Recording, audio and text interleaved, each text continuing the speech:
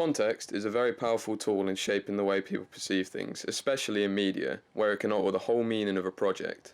Because of this, it's important to not only review films as they are today, but also how they would have been received at the time. This can give us a new understanding of the production and even make us appreciate them more.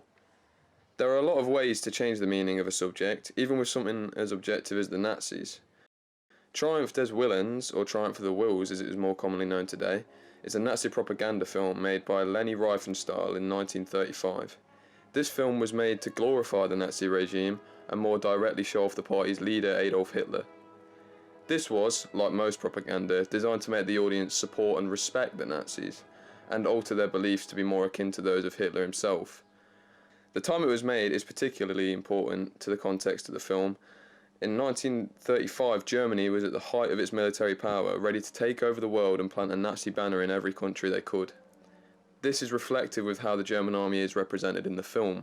They are shown to be disciplined, dedicated, and it's obviously trying to make the viewer idolise them. They also show the power of the German military, with shots of troops lined up in the thousands. They try and make the film uplifting, with starting shots backed up by very cheery music. This is likely to distract the German public from the fact that they are starting a war, and they instead talk about how the Nazis are the rebirth of Germany.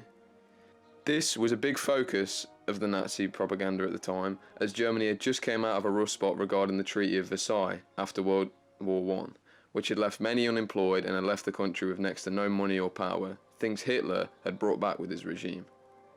Nowadays, it's nothing but a reminder of what can happen when people in a country are brainwashed by evil and are too complacent to fight back. It can even be quite uncomfortable to watch. A feeling that the audience at the time would not have felt, as Adolf was yet to cause many of his infamous atrocities. Inglourious Basterds is another film featuring Nazis in the German army. However, it was made post-war by an American director, in this case Quentin Tarantino. This is reflected immediately as the Germans are demonised and are the obvious enemy. It could be argued that Quentin shows this even through the way the Americans have atrocities in the film, like the notorious scalping scene. Even though Americans are bad, the Nazis are still the most evil looking, further emphasising this perspective.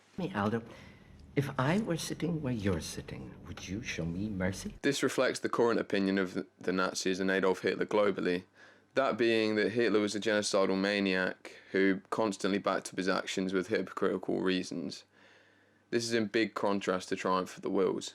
Although both are semi-serious war films, one idealises the Nazis and the other demonises. America is also a very patriotic country, so they try and make the Americans appear heroic. This is like Triumph's propaganda strategies, but with an obviously lower moral consequence. Inglourious Basterds is filmed in a more modern way, as it is the means to get more interesting shots compared to the technology in 1935, which is way less advanced, plus they had a different way of filming back then. Inglourious Basterds also manages to get some humour into some scenes, however it is usually quite subtle, as to not take away from the tone of the film. Ooh, that's a bingo! Is that the way you say it? That's a bingo? You just say bingo. World War II is widely regarded as a serious subject, and most of the film has a very tense aura to it. Jojo Rabbit is yet another film with a big focus on Nazis, however it is much less serious and has a plot somewhat separated from the actual war. It doesn't actually feature battle, per se, but it does follow the story of a young cadet who believes in the Nazi regime's ideals. Heil Hitler. Heil Hitler. Heil Hitler. Heil Hitler.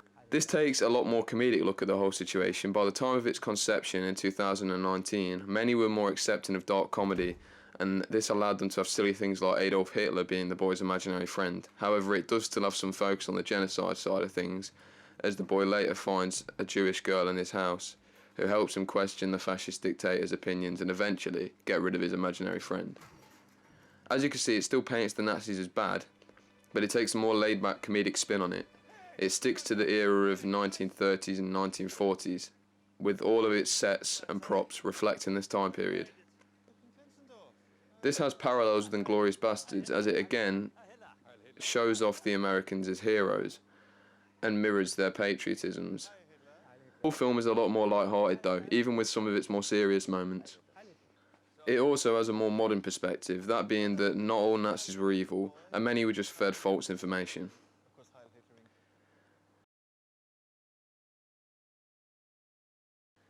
Now, it's no secret that the Nazi government was corrupt and evil. Although a lot has changed since 1935, there is still a lot of corruption intertwined with many of the world's governments today. This runs deeper than them being heavily biased in political decisions.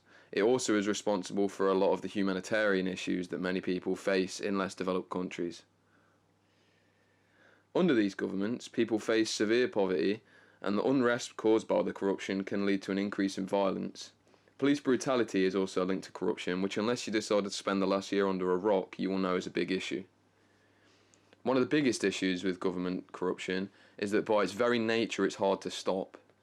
The leaders can just suppress the less corrupt political opponents using their power, and then they will remain the leader, and when the next opponent shows up, the cycle will just continue.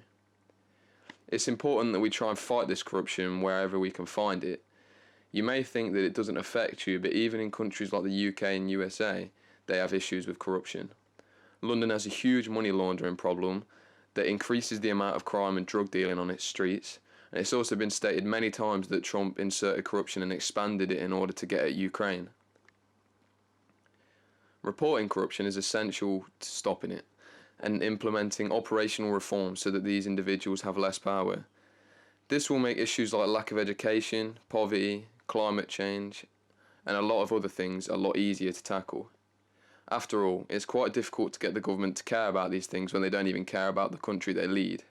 In the future, it's important that we show the effects of corruption in media so that people know how bad it really is and how to combat it. Fini.